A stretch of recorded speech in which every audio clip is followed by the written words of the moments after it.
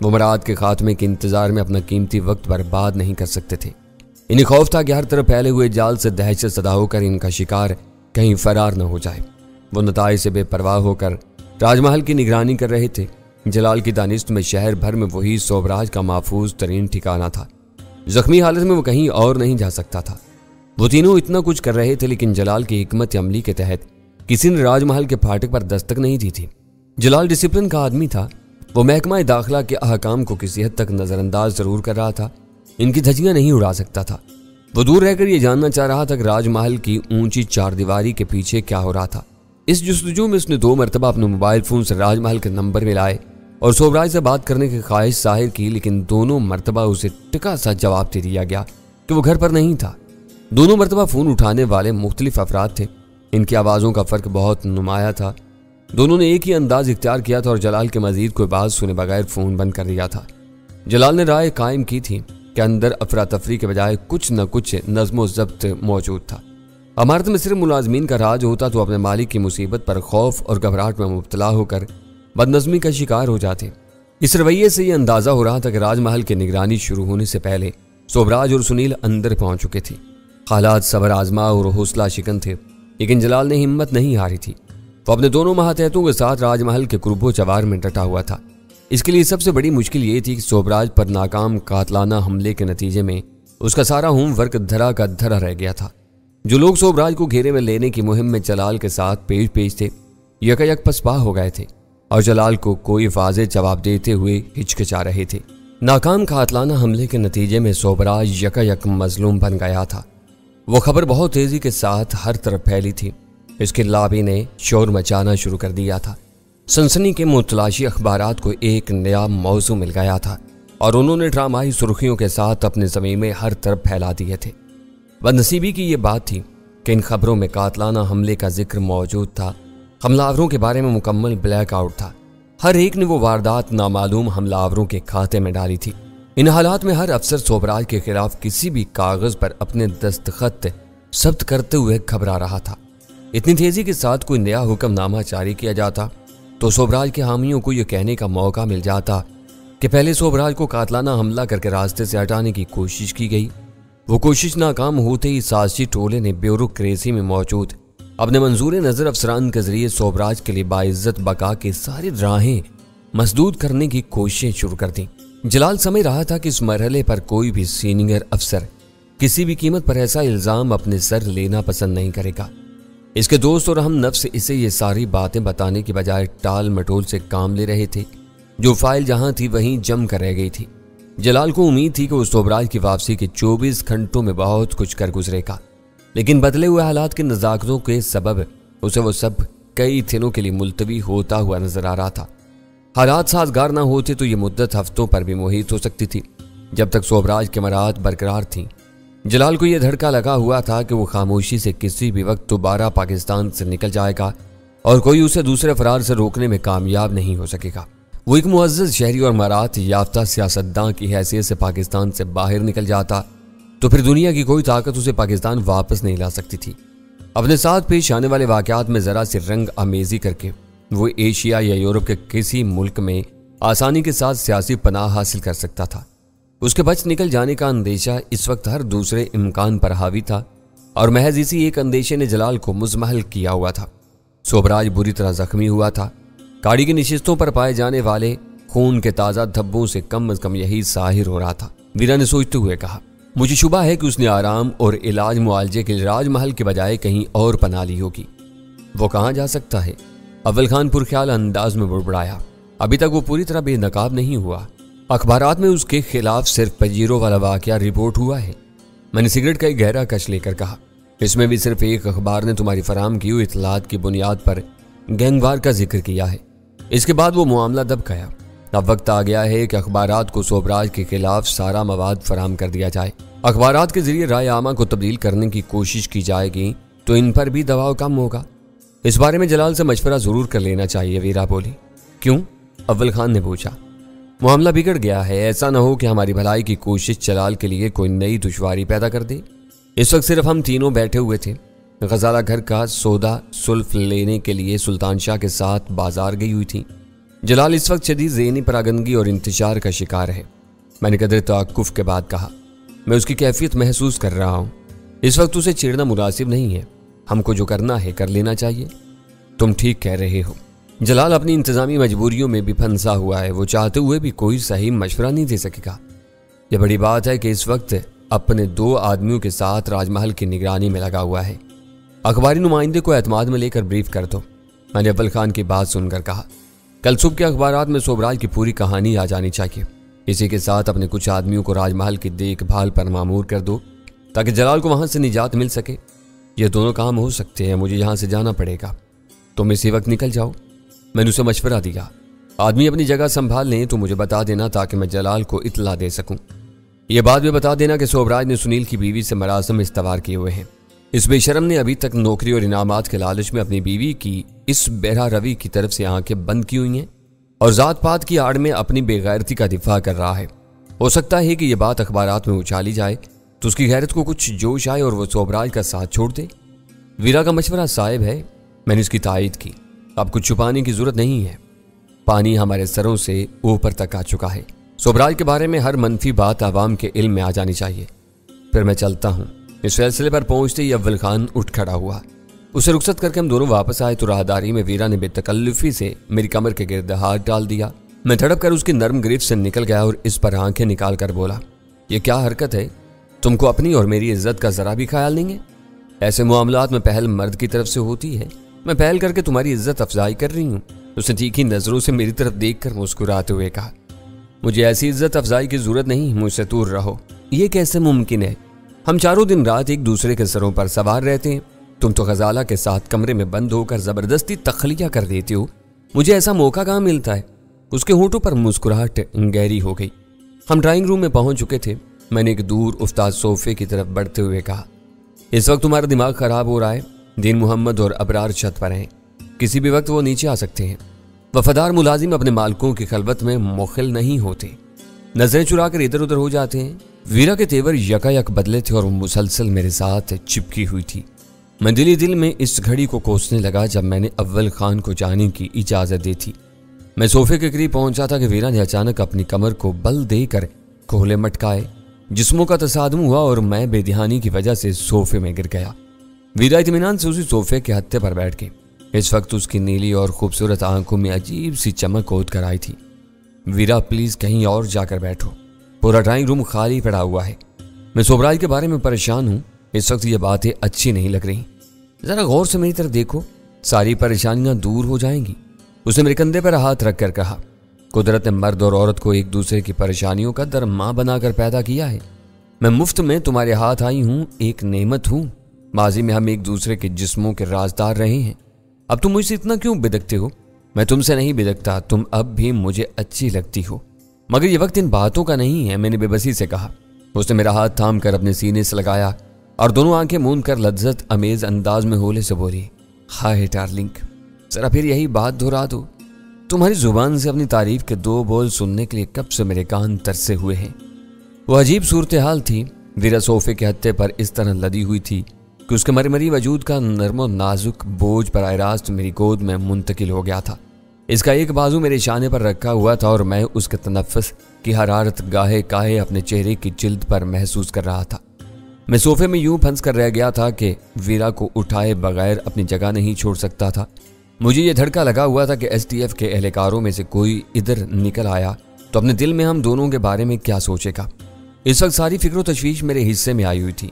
वीरा दुनिया और माफिया से बेखबर होकर ख्वाबनाक लज्जतों की किसी अनजान दुनिया में खोई हुई थी। यकायक उसने अपने दोनों हाथ मेरी गर्दन के गिर्द हमायल किए और फिर उसके सुलगते हुए याकूती होंठों की तपश से मेरा वजूद सुलग उठा। मैं शैतान नहीं तो फरिश्ता भी नहीं था। एक आम सा बेबसात इंसान था जिससे बाज मुँह और जज्बे अपनी रूह में बहा कर ले जा सकते थे। मेरे लिए वीरा का वजूद कभी भी अजनबी नहीं रहा था। वो यूं बेहिजाबी से मेरे बदन से लिपटी तो उसके बदन के महकार से मेरे हवास मफलूज होने लगे। मैं हड़बड़ाकर अपनी जगह से उठता चला गया और वीरा खुद बाखुद मेरी बाहों में आ गई। वह दनिस्ता मुझसे उलझ रही थी। मैंने अपनी जगह छोड़ने के लिए मजबूर होकर और बुखलाहट में उसे समेटा था। अपने कदमों पर खड़ा होते ही वो किसी जोंक की तरह मेरे जिस्म से लिपट गई। वीरा की मजनूनाना वारफ्तगी ने पहले मुझे परेशान किया हुआ था, फिर मैं मसहूर सा हो गया। सोबराज जलाल और उनके सारे मसाइल मेरे जहन से काफूर हो चुके थे। वो कैफियत ना जाने कितनी देर तक बरकरार रही, मुझे कुछ अंदाजा नहीं हो सका कि वो चंद लम्हे थे या सदियां इन चंद लम्हों के लिए एक जगह ठहर गई थी। घर के किसी हिस्से से कोई आहट हुई और मेरे बदन के गिर्द वीरा की कसी हुई गिरफ्त ढीली पड़कर यकायक खत्म हो गई। डैनी, उसके होंठों से सरसाती हुई आवाज निकली।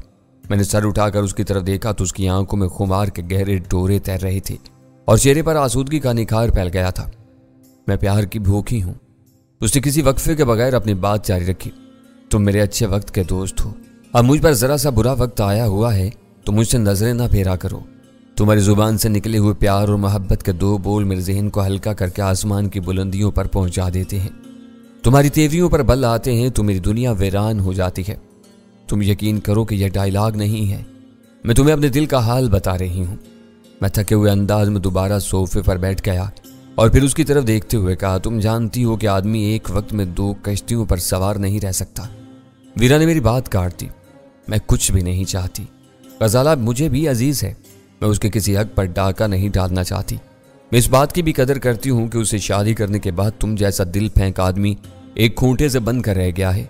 तुम जानबूझकर आवारागर्दी और अय्याशी नहीं करते, लेकिन कभी कभी मजबूरियां तुम्हें बेरहरवी पर माहिल कर देती हैं। यह तुम्हारी इल्ज़ाम तराशी है। मैंने एहतजाज किया। इल्ज़ाम नहीं, यह हकीकत है।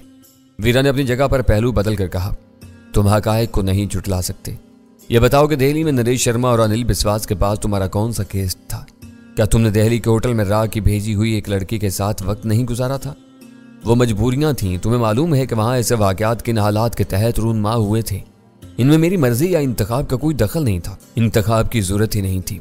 राह वालों ने तुम्हें फांसने के लिए अपनी कौम की ऐसी सुंदर लड़कियों का इंतखाब किया था जिन्हें देखकर जाहिद खुश्क की बिर्राल टपक सकती थी।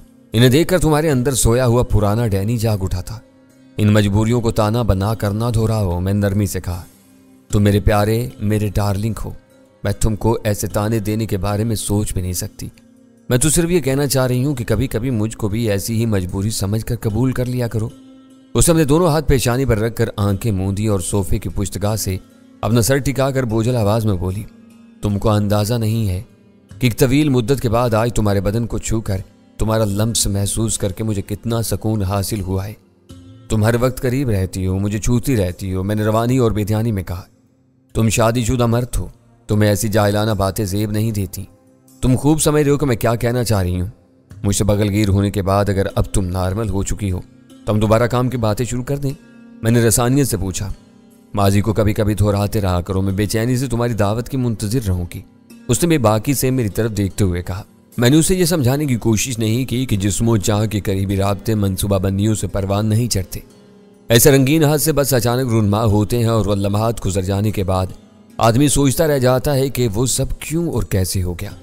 मर्दोजन इस कायनात के दो बरकिस सिरे हैं, जो तन्हाई में करीब आते हैं तो शोला लपकता है। मरासम की बेहिजाबी और कुर्ब के लिए तन्हाई एक जबरदस्त आमिल का किरदार अदा करती है। खलवत में गुनाह का बीज बहुत तेजी से फैलता फूलता है और अपने कैफो सरूर में हर दो फरीकों को बहुत दूर ले जाता है, जहां नजरों में एक दूसरे के सिवा कुछ बाकी नहीं रहता। गुबात ज्यादा नहीं बड़ी थी, मगर इस वक्त भी यही हुआ था। एक एक करके सब चले गए और वीरा के जहन में शैतान ने डंक मारकर उसे बहका दिया। ड्राइंग रूम की महदूद सी खलवत इस बहकावे के लिए जरखेज थी। वीरा को मुझ पर हावी होने का मौका मिल गया। तुमने मेरी बात का जवाब नहीं दिया। मुझे खामोश पाकर वीरा ने टोका, तुम लाजवाब बातें करती हो, मैं क्या जवाब दूं? मैं तुम्हारी नजरों का सरूर देख रही थी, तुम्हारे बुशरे की तहरीर पढ़ रही थी। तुम खुद भी किसी दुनिया में खोए हुए थे। इन लम्हों में मुसरतें कशीद कर रहे थे और इन्हें तूल देने के कहाँ थे। मुझे मालूम है कि चोर चोरी से जाता है, हेरा फेरी से नहीं जाता। तुमने अपनी जात पर पारसाई का एक खोल मूंट लिया है। अंदर से तुम वही पुराने डैनी हो जो हर लम्हे मेरे कुर्ब के ख्वाहां रहा करते थे। तुम इन पादरियों जैसे हो गए हो जो मजमों में मुकद्दस लिबादा ओढ़ कर दीन की बातें करते हैं, खलवत में रूहानी बालीदगी के बहाने कम सिन रहबाओं के जिस्मों से खेलते हैं।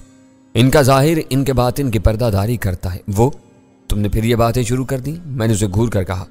वो एक अदा से अपना सर झटक कर हंस पड़ी और बोली, बस बहक जाती हूँ। दरअसल मैं ये कह रही थी कि तुम मेरे सामने बनने की कोशिश मत किया करो। जो दिल में आता है वो खुलकर कह दिया करो। मैं तुम्हें यकीन दिलाती हूँ कि इस बारे में गजाला को एक लफ्ज भी नहीं बताऊंगी। हर बात सिर्फ मेरे और तुम्हारे दरमियान रहेगी। मुझे ये फरेब ना दो, मैंने हल्की सी मुस्कुराहट के साथ कहा। औरत ने आदम को जन्नत से निकलवाया था, तुम मुझे घर से निकलवाओगी। غزالہ بہت بڑے دل کی لڑکی ہے، وہ تمہارے بارے میں بہت کچھ جانتی ہے، لیکن ہر بات نظر انداز کرتی ہے۔ اسے صحیح معنوں میں تم کو اپنا مجازی خدا بنایا ہوا ہے۔ وہ کسی حالت میں تم سے آنکھیں نہیں پھیرے گی۔ اول خان اپنے کام سے نکل گیا۔ تم یہ کس سے لے بیٹھی؟ مجھے فکر ہے کہ سوبراج کہاں مر گیا۔ ہو سکتا ہے کہ وہ کہیں جا کر مر ہی گیا ہو۔ زیادہ زخمی ہو جانے کے بعد خون بہت تیزی سے ضائع ہوتا ہے۔ بر وقت طبی امداد نہ ملے تو زخمی کو بچانا ناممکن ہو جاتا ہے۔ مجھے خوشی ہوئی کہ اس بار میری کوشش برابر ثابت ہوئی تھی اور اس نے باتوں کی روانی میں اپنا پسندیدہ موضوع چھوڑ کر سوبراج کی بات شروع کر دی تھی۔ مر گیا ہے تو اس کی لاش ملنی چاہیے تاکہ یہ قصہ ختم ہو۔ وہ میری آنکھوں میں آنکھیں ڈال کر مانی کے انداز میں مسکراتی رہی۔ احمقوں کی طرح کیا مسکرائے جا رہی ہو؟ چند ثانیوں کے انتظار کے بعد میں نے جھنجھلا کر کہا، کوئی بات ذہن میں آ رہی ہے تو بولتی کیوں نہیں؟ یوں نہیں بولوں گی، اپنے سینے سے لگاؤ پھر بتاؤں گی، وہ اٹھلا کر بولی۔ میں بنا کر اپنی جگہ سے اٹھا، بازو پکڑ کر ویرا کو اس کے صوفے سے اٹھایا اور پھر اچانک اسے پوری قوت سے اپنے بازوؤں میں بھینچ لیا۔ ویرا کے ہونٹوں سے ایک سسکاری سے نکلی اور وہ منمنائی اور زور سے بھینچو، اتنا کہ میری پسلیاں ٹوٹ جائیں۔ میں نے مشینی انداز میں اسے اپنے بازوؤں کی مضبوط گرفت سے آزاد کر دیا اور غصیلی آواز میں کہا، بکو، تم کیا بکنا چاہ رہی تھی؟ غصے میں کتنے اچھے لگتے ہو۔ وہ میرے چہرے کے سامنے اپنے دائیں ہاتھ کی انگلی نچاتے ہوئے بولی۔ کال تمتمانے لگتے ہیں، پھنگی سرخ ہو جاتی ہے، آنکھیں ماتھے پر چڑھنا شروع ہو جاتی ہیں، اچھی بلی صورت بگڑ کر کارٹون بننے لگتی ہے۔ ویرا، بعض اوقات تم بہت زج کر دیتی ہو۔ کسی دن میں مار مار کر تمہاری ہڈیاں توڑ دوں گا، میں نے غصے اور بے بسی سے کہا۔ کسی دن کا انتظار کیوں کر رہے ہو؟ یہ نئے کام ابھی کیوں نہیں شروع کر دیتے؟ اس نے ایک نشیلی مسکراہٹ کے ساتھ کہا۔ او خدایا، کتنا مزہ آئے گا تم مجھ پر ہاتھ اٹھاؤ گے۔ میں بھی آسانی سے دبنے والی نہیں ہوں۔ میں ترکی بترکی جواب دوں گی، ہاتھا پائی ہوگی، پھر ہم دونوں آپس میں گتھم گتھا ہو جائیں گے، پھر تم مجھے گرا لو گے اور میرے اوپر چڑھ کر بیٹھ جاؤ گے۔ میرے لیے یہ سب کتنا سنسنی خیز اور ہیجان انگیز ہوگا، تم تصور بھی نہیں کر سکتے۔ آؤ، اس وقت میدان صاف ہے، کوئی بچانے والا نہیں ہے۔ دونوں نوکر دخل دینے کی ہمت نہیں کریں گے، یہ سمجھ کر سہمے رہیں گے کہ ہم دونوں آپس میں لڑے ہیں۔ زندگی کا مزہ آ جائے گا۔ اس وقت تمہاری ذہنی رو بہکی ہوئی ہے، تم بات کرنے کے قابل نہیں رہی ہو۔ وہ ہنس پڑی اور مجھے تم پر رحم آ رہا ہے۔ ایک بات کہہ رہے ہو اور اس سے پھر رہے ہو، میری سمجھ میں نہیں آ رہا کہ تم کیا چاہ رہے ہو۔ اس وقت کی تنہائی سے ویرا کو شے مل رہی تھی۔ اس کے تیور بالکل ہی بدلے ہوئے تھے۔ میں نے اس کے منہ لگنا مناسب نہ سمجھا اور شکست خوردہ انداز میں سر جھکا کر دوبارہ اپنی جگہ پر آ کر بیٹھ گیا۔ اب کسی اداس بیوہ کی طرح منہ لٹکا کر نہ بیٹھو۔ چند ثانیوں تک دلچسپی سے میرا جائزہ لینے کے بعد وہ پرسکون آواز میں بولی، سوبراج کا سراغ لگانا ہے تو اس سے سیٹلائٹ فون پر رابطہ کیوں نہیں کر لیتے؟ اس کی زبان سے وہ تجویز سن کر میں اچھل پڑا۔ وہ بالکل سامنے کی اور آسان سی بات تھی۔ میں نے اچھل کر زکن لگائی اور ویرا کے لب و رخسار پر بوسوں کی بھرمار کرتی۔ کبھی کبھی وہ کفن پھاڑ کر بولتی تھی اور اپنی زبان کی ذرا سی جنبش سے کوئی مشکل گتھی نہایت آسانی سے سلجھا دیتی تھی۔ تم درندے ہو۔ چند ثانیوں بعد وہ اپنا دائنا رخسار سہلاتے ہوئی شوخی سے کہہ رہی تھی، تمہارے دانت بہت تیز ہو گئے ہیں۔ غزالہ آئے گی تو یہ نشان اس کی عقابی نظروں سے پوشیدہ نہیں رہ سکیں گے۔ وہ مجھ سے ناراض ہو جائے گی۔ یہ تمہاری شاندار تجویز کی بے ساختہ داد تھی۔ میری اس حرکت سے کسی ناروا خوش فہمی میں مبتلا نہ ہو جانا۔ تو میں غزالہ کو بتا دوں کہ تم اب مجھے زبان کے بجائے لب و دنداں سے داد دینے لگی ہو۔ وہ کہکا لگا کر بولی، شرافت سے اپنے کمرے میں جاؤ اور ہلکا سا میک اپ کر لو، سب نشان چھپ چاہیں گے۔ میں نے غور سے اس کے چہرے کا جائزہ لیتے ہوئے کہا اور فون کی طرف متوجہ ہو گیا۔ ایک منٹ ٹھہرو، میں کمرے سے ہو کر آتی ہوں، ابھی سوبراج سے بات نہ کرنا۔ وہ یہ کہتی ہوئی تیزی سے اپنے کمرے کی طرف چلی گئی۔